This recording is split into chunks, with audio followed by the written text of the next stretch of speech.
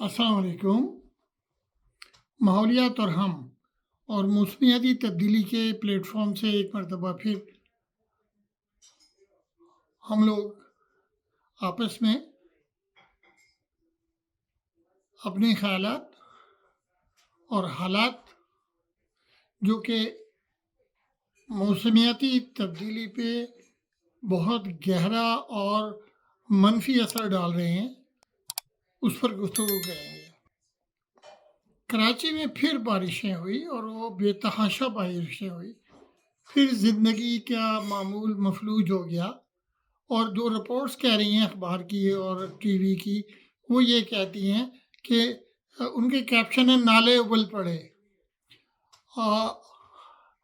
सड़कें जो हैं वो डूब गईं। इवन सीएम हाउस के पास की सड़कों से रास्ता जो है वो मुश्किल हो गया। तो ये एक क्लाइमेट चेंज, मौसमियाती तब्दीली is such a phenomena for this region that it will continue for, I don't know, foreseeable future. तो जो कहने का मतलब यह है कि मौसमियाती तब्दीली का मनफी असर कितने अरसे तक रहेगा ये कोई प्रिडिक्ट नहीं कर सकता, क्योंकि देखें हम चाह रहे थे कि ये पोल्यूशन कम हो जाएगा, ये हो जाएगा, और फिर क्या हुआ, ये जंग शुरू हो गई और उससे और ज़्यादा मौसमियाती तब्दीली पे मनफी असर पड़ गया। अच्छा, अब हम आते हैं ये कराची का क्या कराची में जो बारिशें हो रही हैं 2020 में, 2022 में, 2025 में, जो वहाँ पे बारिश ने और सैलाबों ने तबाही मचाई है, उसका कोई तदारुक है? और इंतहाई simple technological solutions are available, यानी बहुत ही मुनासिब कीमत वाले हल मौजूद हैं अगर हम उन पे टेक्नोलॉजी को इंपोर्ट कर लें और हम उनको करें। जैसे अर्ली वार्निंग सिस्टम, भाई क्लाउड बर्स्ट कहाँ होगा, कहाँ से कहाँ पर कितनी रेन होगी, इसको फोरकास्ट कर सकते हैं। उसके लिए अगर एक डॉपलर रडार काफ़ी नहीं है तो और लगाएं हम, या 2 हैं या 3 हैं, जो भी हैं, एक सक्खर में भी है शायद, तो और ज़्यादा लगाएं और इनको कनेक्ट करें सैटेलाइट से। अगर हमारे सैटेलाइट सिस्टम में नहीं हो सकता तो चाइना के सैटेलाइट सिस्टम में कर लें। और अगर एक स्पेशल वेदर रडार अगर आपने लगाना है तो मॉनिटरिंग सैटेलाइट तो आ, मदद लें चाइना से और वो सैटेलाइट को आप एक्टिवेट कर लें। कितना टाइम लगता है, 5 महीने, 6 महीने। लेकिन सैलाबों से, बारिश से तबाही को कम से कम किया जा सकता है, तकरीबन नेग्लिजिबल किया जा सकता है। कैसे? देखिए, जो हमने पहले भी शेयर किया है कि जो शहर में अर्बन सैलाब आता है वो आता है 2 वजह से। एक तो शहर के एरिए में, कैचमेंट एरिया में जो बारिश पड़ रही है, और एक जो बाहर पड़ रही है, जो पानी लेके आ रही है बेतहाशा, नदी नाले जितने आ रहे हैं। तो इसका एक जो बहुत बड़ा सलूशन है वो catchment area outside Karachi urban development है। वो ये कि जितने भी नाले या जितने भी नदियां आ रही हैं बाहर से, उन पर जगह जगह डैम हम नहीं बना सकते क्योंकि टाइम भी लगता है और कॉस्ट भी होती है। तो वहाँ पर रिटेंशन डिटेंशन बेसिन बनाएं और पानी को इंजेक्ट करें।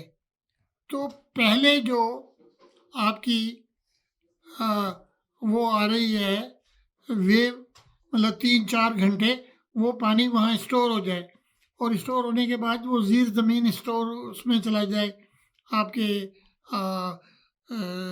एक्वाफर में, उसको रिचार्ज कर दे। बेहतरीन सॉल्यूशन।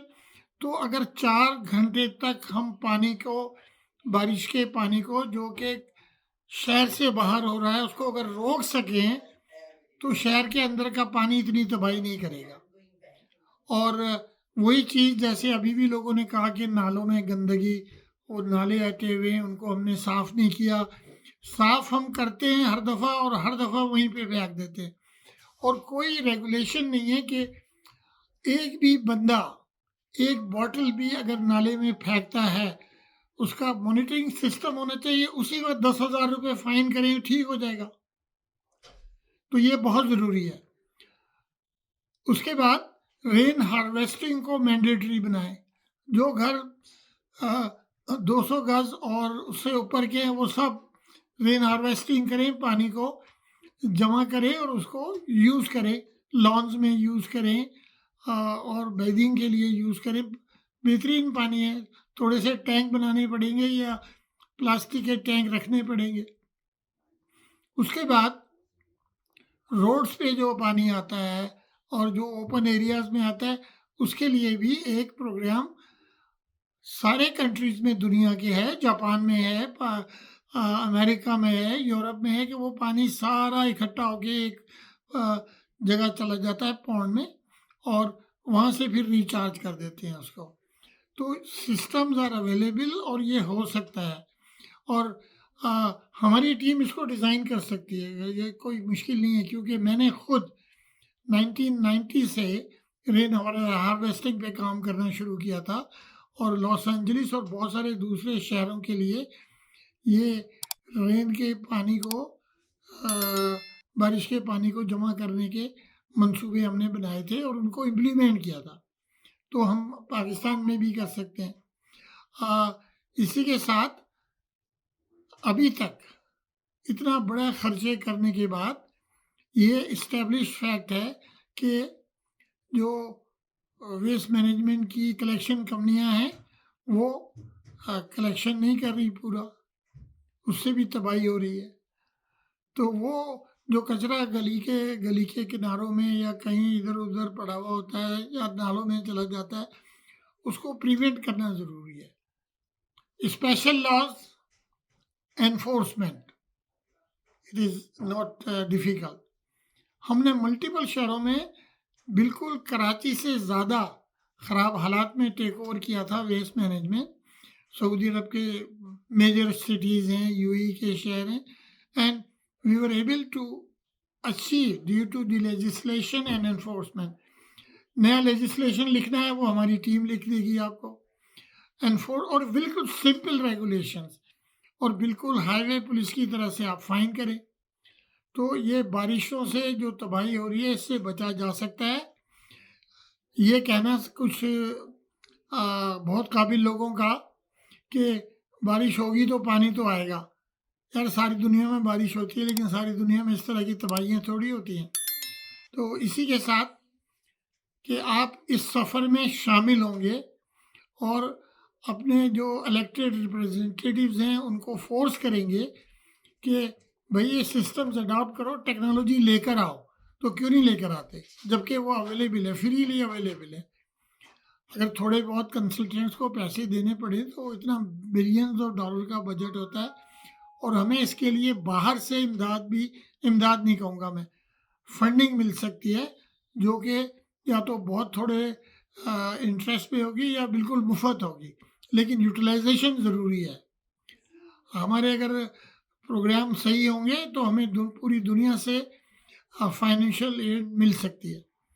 तो इसी के साथ और इस दुआ के साथ कि हमारे हालात बेहतर होंगे और हम वेस्ट को सही तरह मैनेज कर सकेंगे और मौसमियाती तब्दीली को एहसन तरीके से उसका तदारुक कर सकेंगे। मैं आपको अल्लाह हाफिज़ कहता हूँ। अल्लाह हाफिज़। पाकिस्तान जिंदाबाद। और एक या दो स्लाइड्स में लगा दूंगा जिसमें नुकसानात के का फाइनेंशियल वॉल्यूम है, वो मैं आपको साथ शेयर कर लूँगा। तो इसी में वो लगा देंगे हम अपने वीडियो में, और आप कमेंट करिए, कॉल करिए, डिस्कस करिए, और आवर टीम इज़ अवेलेबल। अल्लाह हाफिज़। पाकिस्तान जिंदाबाद।